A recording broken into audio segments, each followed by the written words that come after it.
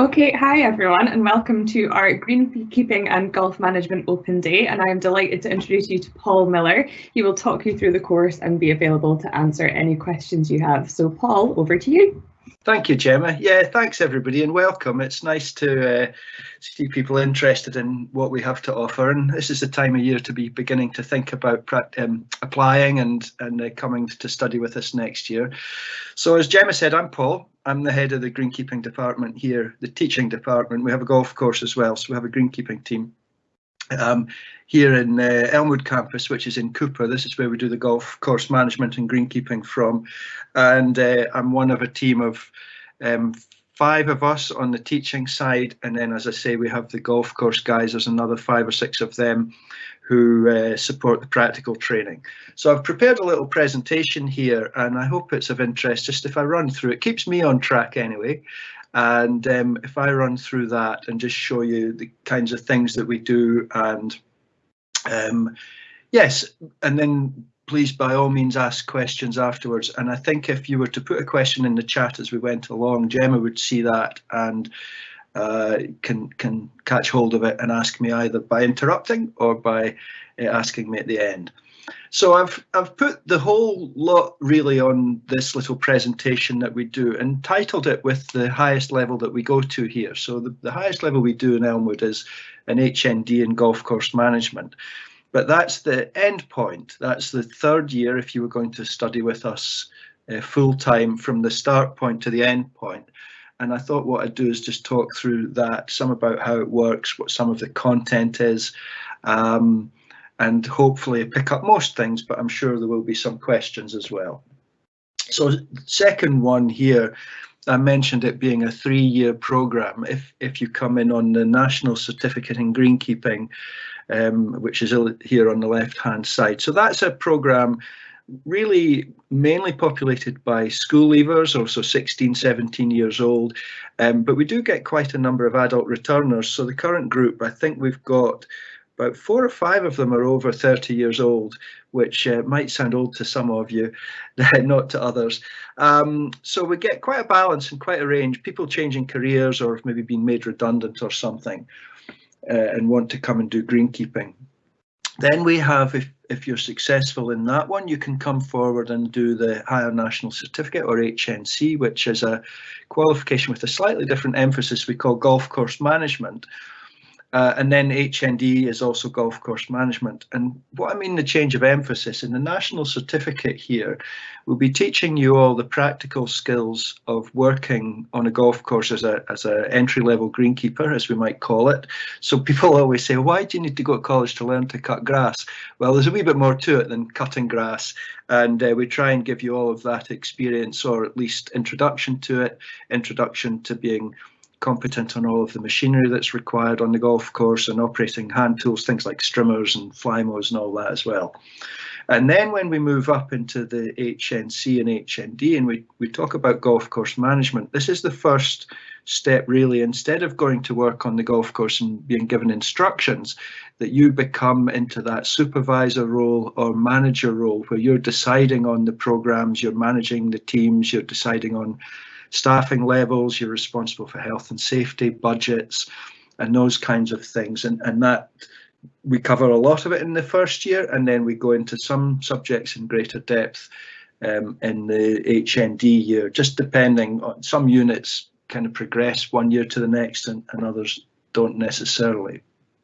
So we've got some things here about the HNC and HND that have come from students who did the course with us before. So this gentleman, Graham Dargy, came as an adult returner, and he really enjoyed it and ended up working out on St Andrews Links. So we were delighted about that. We're always pleased when people go on to work in famous places like that and everywhere else, but it's always nice to have some in the famous places and perhaps staging opens and stuff like that, which St Andrews has this summer.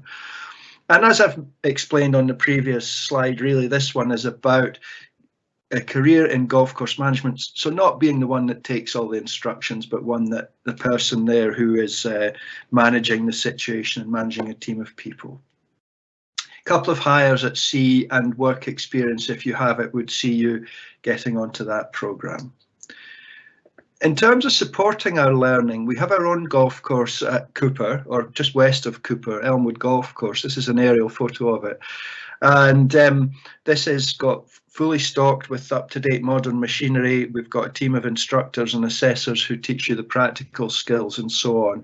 And we think that's a great asset. And you know, we have this thing in further education about industry standard. Well, we believe that the kit and the machinery and the practices that we have reflect that. So you're not going to be going out into modern machinery having learned on stuff that's 30 years old. You'll be learning on the same stuff that's being used at the top venues, which is really nice. And then, you know, we think as well about golf a little bit. Being a greenkeeper and not playing golf is a bit like being a chef and not tasting your own food. Now, it's not necessarily you have to play to a high standard or you have to play frequently, but it's just a little bit about appreciating the golfer's needs and appreciating the quality of the turf and the quality of the experience that you're supporting in that visitor, that paying us money after all and wanting to have a good time. So we encourage you to golf on our own golf course, maybe 9 holes after class, maybe 4 or 5 holes, maybe a bit of putting at lunchtime, anything like that. And that's normally offered free of charge to full-time students. So hopefully some of you would be interested in taking that up. Now, the 3 programs I've talked about so far, we offer all of them on a full-time basis. So that would be 3 blocks of 12 weeks, running from early September until the middle of June. So September to Christmas, Christmas to Easter, Easter to June. But a lot of students are working already. They get to a point in their careers where they think they would like to get a promotion or something, and they're not qualified for it. This isn't uncommon at all. So we also do our HNC and HND programs through our digital offering, an all online program, and this is just a screenshot from it. It's called Moodle. It's a very good platform. There's all sorts of video content that we've made on golf courses locally and interviews with other course managers and our own people and all that. And it's not the same as coming to college full time, but it's a great alternative if you're working and you don't have the time, or you've got family circumstances that don't allow you to give up work for a year or 2 and come to college. So that's a great thing. And we have students on that. Last time I looked, we had one in the Arctic Circle in the north of Norway, and we have learners on that one in South Africa and Zimbabwe and Kenya as well. We've had them all over the place, not the Americas, but pretty well everywhere else, all over Asia and New Zealand, Australia. So it's a global thing, learning golf course management in Scotland, and we can offer that online through the Moodle offering. Just a little bit more about content on the HNC, HND. The way we divided it is there's about half of the subjects are technical subjects about managing turf, so ecology, soils, management of turf areas, and so on, drainage you see there. And then we have the management subjects and the background subjects to build your knowledge and awareness and understanding of golf. So we've got one here on history and development, we've got one on golf course design, and then we've got things here like budgets and supervision and management, managing people and being responsible for people's health and safety at work. So quite a comprehensive program. And then, as I said, we go up into the HND and we start to look at these things in a little bit more depth, and we start to look perhaps outward from the golf course itself and think about the world in which it's operating. So we think, for example, here about understanding golf tourism and where our customers come from, and that's very important in this part of the world. Things about marketing, you know, we're managing an organization that has to do that and has to attract customers, and we believe that managers of the main asset and the main attraction of a golf facility, the golf course manager, should have an awareness and understanding of that and about what it is that we're offering a customer and what we can kind of promise them, if that's the right word, through our marketing effort. So we've got these broader things as well as some ongoing technical stuff here, so like soils over here, specification estimation for projects, construction projects, say building new greens or tees or something, even a brand new golf course, pest management. So we've got all those kinds of things running through the programme as well. In terms of time, each of these I've mentioned runs on 3 12-week blocks, and normally we're talking about 3 days a week in college. So that would be, it depends on which block, but for some students or classes it's a Monday, Tuesday, Wednesday.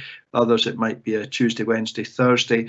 For full-time, we do try and bunch them with successive days so that if you need to work or get back home for the weekend or something, you're not stuck with a blank day, if we can call it that, in Cooper. Now, the 3 days in class or on learning, because some of it's outdoors, would be split down to half days. So a half day on one subject, the afternoon you're on a different one, same tomorrow. So over the 3 days you'd be studying 6 subjects, or units we call them. And then just another little quote here from one of our Spanish students, Diana, who's currently working at St Andrews Links as well. Diana really enjoyed coming and learning a bit more here in the home of golf rather than what she had done previously at home in Spain. And where our students go to, and this is maybe one of the attractions of studying the course, it's okay, it's a nice thing to do in itself, but it's a means to an end, and the end is employment. And the guy in this picture here, Craig is the golf course's superintendent at Carnoustie, and this was him standing there. He was head greenkeeper of the championship course at the time, which was 2018, and very, very proud of the job that he and his team had done in order to stage the Open that year. So he really enjoyed that. The following one, 2019, at the one in Northern Ireland, Royal Portrush, he was an ex-student of ours as well. And St Andrews coming up, I think they're all ex-students of ours for the year 2020. The one down in Kent this year past, no, too far away, not many, I don't think any Elmwood students were involved in that one.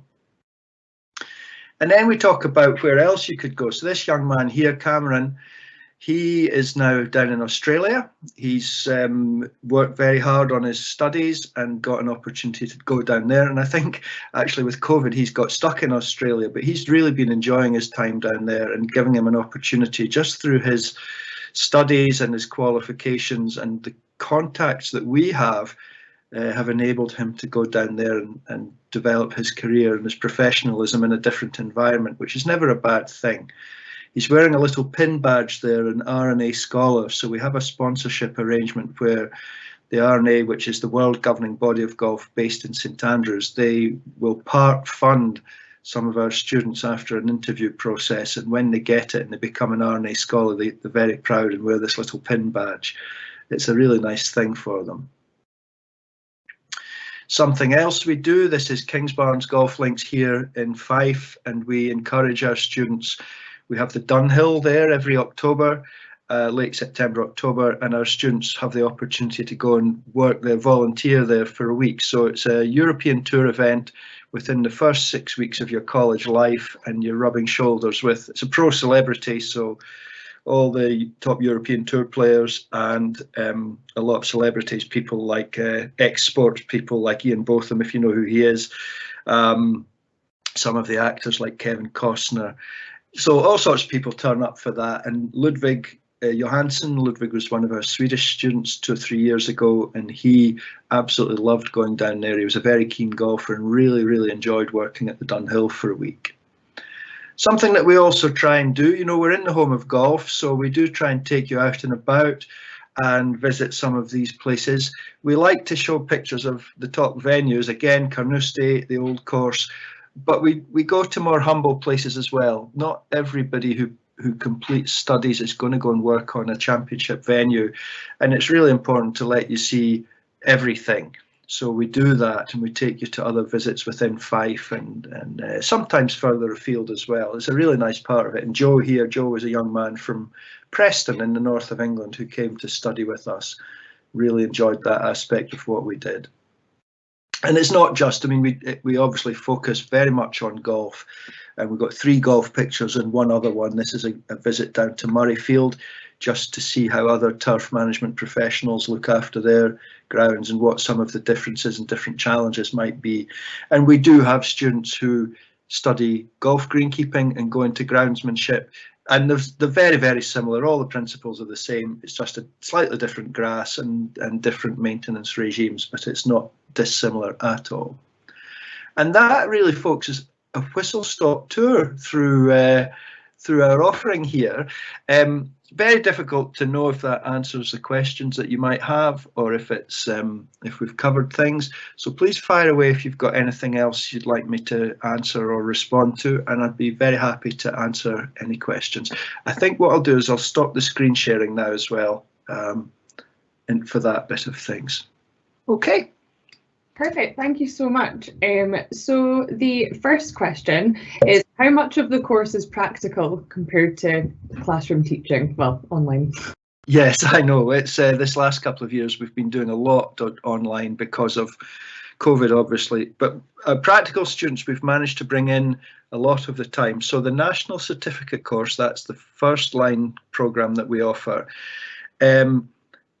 We do about half the time between September and Christmas, and then in this block that we're doing at the moment, Christmas to Easter, we're down to only 1 day a week practical, and then we'll go back up after Easter to at least a day and a half, and hopefully more than that, but it just depends how well we've got on with the written stuff. So for the NC students, between a third and a half, I would say, on that one. Bit less in the winter because the weather's less predictable. Today, for example, there was 2 inches of snow this morning, so they didn't get practical work today, unfortunately. And then for the other students, the HNC and HND, as I said at the start, we assume, sometimes rightly, sometimes not, that students coming on those programs have got the practical skills that they might need to work on the golf course, and therefore we do less practical work with them.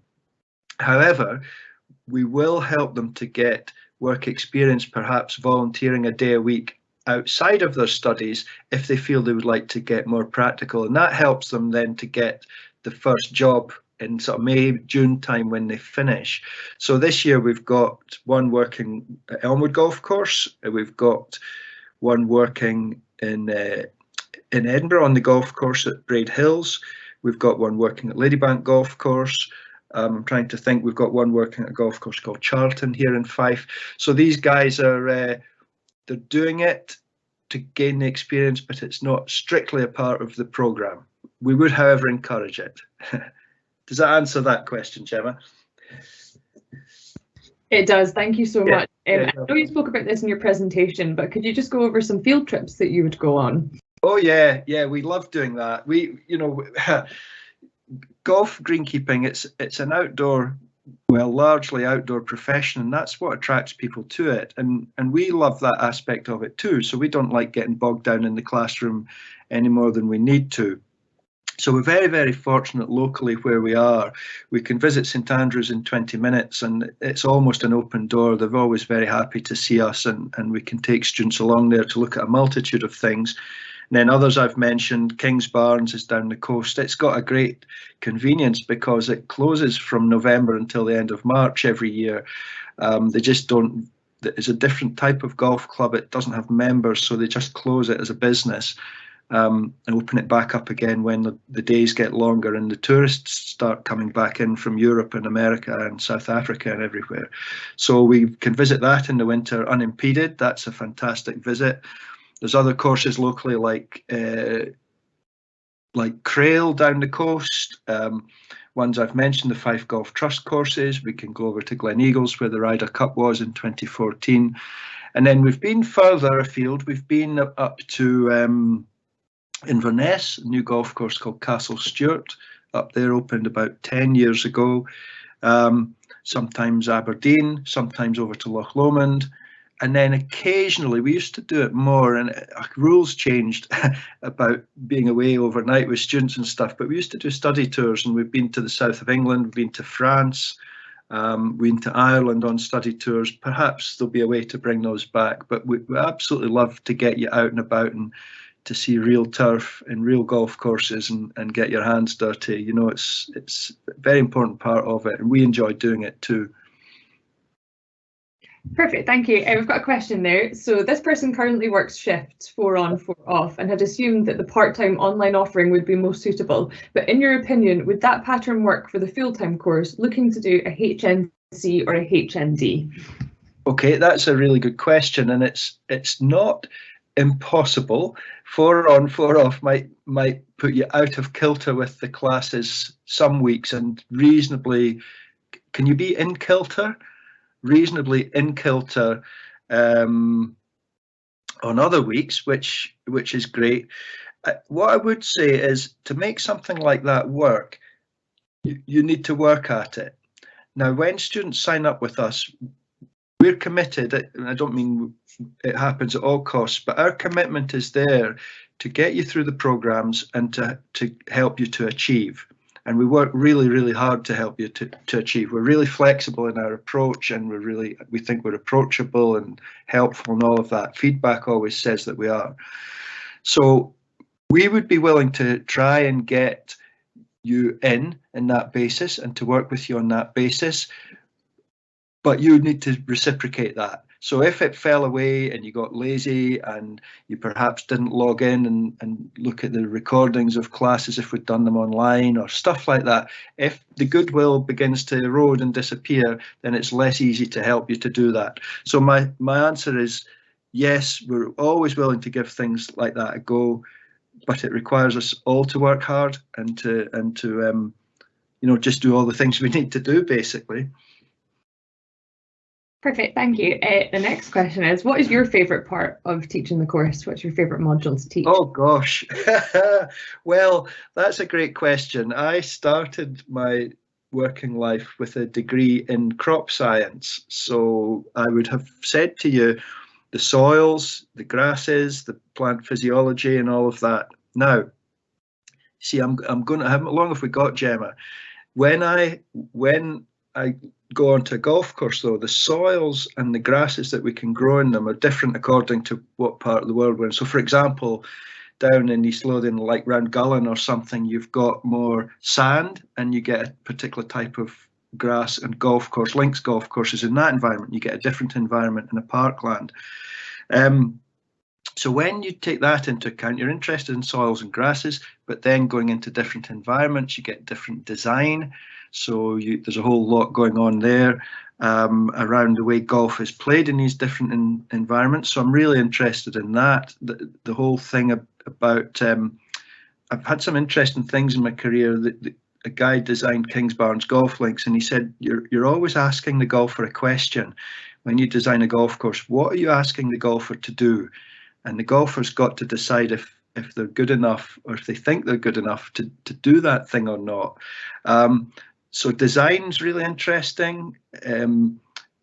Sort of the psychology of the player, although I'm not a psychologist or anything, but that whole relationship as to what are we asking of the golfer and where are their tolerance limits? Is a golf course too difficult for them and they don't get enjoyment from it because we've asked questions that are too difficult, or what? So there's a whole load going on in there. And then the other aspect of it that I really enjoy was relating all of that to the history of the game. And we have it here in like nowhere else on the planet, literally. St Andrews, Edinburgh, so specifically Bruntsfield Links, Leith Links, Musselburgh, along the East Lothian coast, out as far as Dunbar, the Fife coast from Burnt Island all the way out to Crail, round the corner, Kingsbarns, St Andrews. This is where the game started and developed, and the history of it and what we can take from that in terms of golf course design, greenkeeping, ideas about turf quality, all the stuff about the golfer experience. You can relate it to what we have here on our doorstep, and I think that's the most exciting part. And I enjoy connecting those things up. It might not sound like they're connected, but the soils and grasses, the history, and the golfer experience. Yeah, I love all that. Perfect, thank you. And final question, I know you touched on this in your presentation, but what sort of careers can people get from studying these courses? Yeah, it's really interesting to see where people go at different stages of their career. So initially, really, it's an assistant greenkeeper working on the golf course, learning all the skills and competences of greenkeeping. But that can be here in the UK or it can be overseas. So skills learned here in Scotland are valued all over the world. So you can go and build your practical knowledge and experience anywhere. And the typical way would be then to sort of climb the ladder within greenkeeping. But we do see people coming out of working on the golf course and becoming perhaps specialist mechanics for greenkeeper mechanicking, perhaps specialist irrigation technicians, perhaps specialist plant protection people, so weeds, pests, diseases, spray technicians, calibrations, chemical safety, all that kind of thing. What we call agronomists, so people who relate the science of growing plants to the practice. So there's a sort of sub-profession of turfgrass agronomist.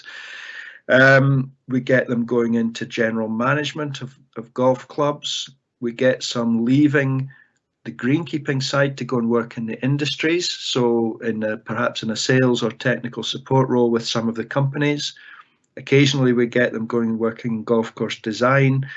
Sometimes they get much more interested in the customer care and they end up working in the clubhouse, perhaps in reception or in hospitality with a bit of extra training. So there's all sorts of things that open up. In fact, of the 5 of us on the team, 3 are ex-greenkeepers, so they've done it all and then come into teaching as a specialist thing that they've come into afterwards. I don't have that, but 3 of my colleagues have. So there's loads of different things, and I've had students say to me when they're maybe finishing a course in their mid-20s, they kind of go, Paul, I don't know if I can sit on a moor for 40 years, just do that. And you say, well, look, there's loads and loads of different things you can do. You need to decide, you need to think about it all, think about what you're most interested in and most perhaps have an aptitude for or find most enjoyable, and try and get a career of that. But it's not just cutting grass, which is where I started, really, isn't it? Perfect, thank you so much. So another question, are the opportunities, field trips, Dunhill links, volunteering, etc. available to both full-time and part-time students if availability time permits, of course? Yes, almost always it's the full-time students that do the volunteering at things like Dunhill and so on. However, it's not exclusively, and if we had somebody that wanted to come and perhaps take a week from their job and come and volunteer, we would certainly work and try to make that happen for that person. One of the things I mentioned during that was the RNA scholarship program. Now, that's for HN students, and our HN students on distance learning are sorry, I need to decline a call. Our HNC and HND students on distance learning number about 160 to 180, and full-time we're usually about 10 to 15. So you can see where the weight of that lies. And so a lot of the students who get the RNA scholarship are distance learning students, and that scholarship opens up opportunities to volunteer as well at additional things, and it's almost always the distance students who get the places at those. So for example, until COVID, and hopefully it'll get reinstated, we had 4 of those people working at the Open each year, which is just, you can't buy that experience. It's absolutely fantastic. We had 4 went out to work on the golf course at Rio for the 2016 Olympics as part of that, all expenses paid, for 3 weeks to go and work at the Olympic, the first time golf had been in the Olympics for over 100 years. That, these opportunities earlier in your career and the people you meet are just unbelievable.